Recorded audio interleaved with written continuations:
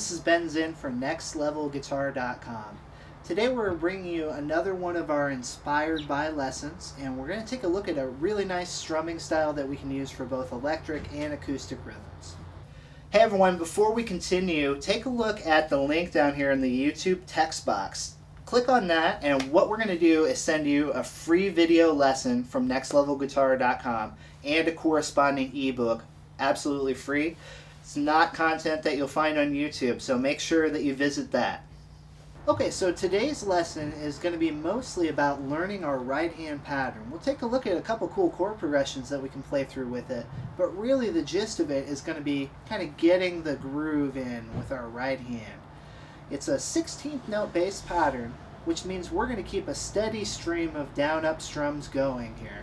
Let's start out by grabbing our F chord here on the left hand, and we're just going to hold this sucker in place while we learn what we're going to do with our right hand. Here's our F chord, just for review. And our rhythm pattern on our right hand is going to be a one measure 16th note bass pattern. When we're playing 16th notes, it's often helpful to break these down into what happens on each beat.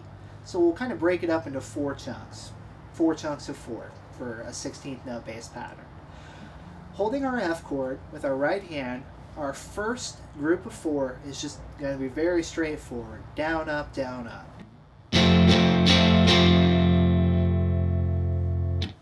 Okay, so I think we got that. Next, we're going to move on to our second grouping of four notes. Can you dumb that down for me a bit? Okay, so down goes this way, and up goes this way. Okay, so now let's take a look at our second grouping of four notes. What we're going to do is we're going to play the first down strum. Now we're going to relax our chord hand and come back up and down. And then we're going to reapply our pressure for the fourth strum of that grouping. So once again, you kind of think about this like on the chord or off the chord. Our right hand keeps moving regardless. It's all a matter of whether or not we're adding pressure to the chord or relaxing off of the chord. On for the first strum, off for the next two, back on for the fourth. 1, 2, 3. Okay, now that we have our second grouping of four, let's go back and put that together with our first grouping of four. We recall our first grouping is just down, up, and then we have to relax off of the chord in the second grouping.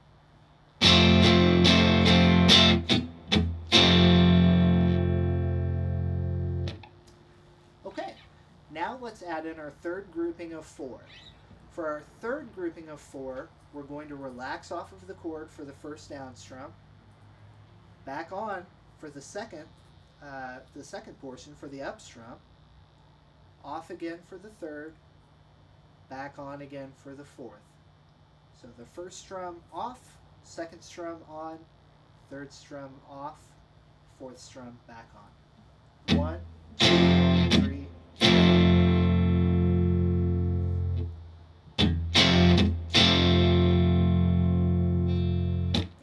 Okay, once again, now that we have that, let's put that together with our first two groupings. Altogether, our first three groupings here.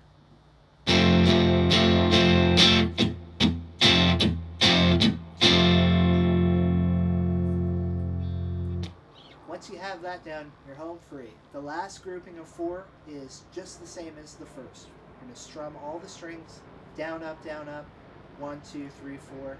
That's our last grouping. So, fourth grouping.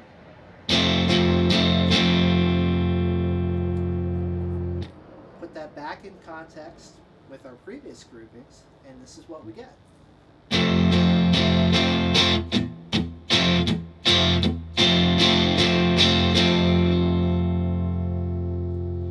Once you can play all four in succession, try repeating the whole pattern a few times to kind of get into the flow of it.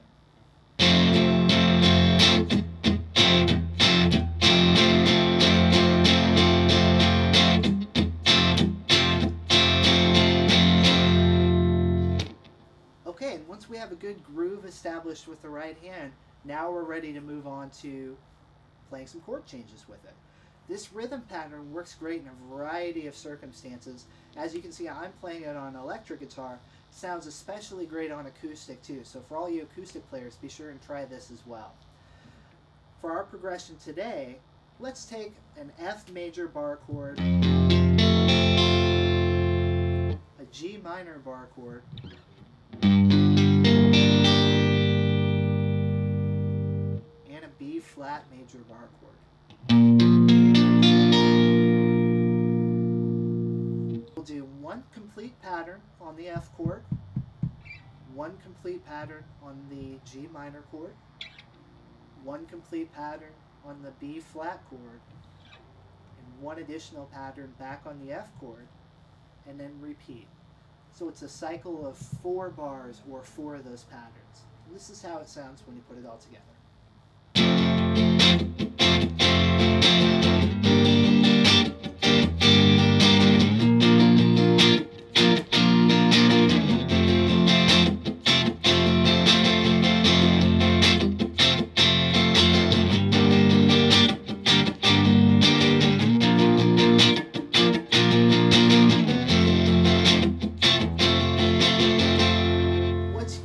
You can apply this to any sort of chord progression you want.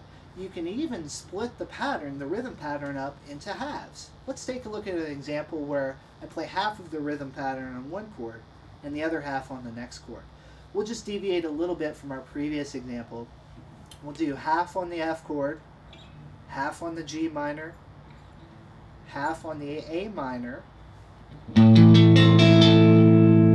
then another half on the B flat chord.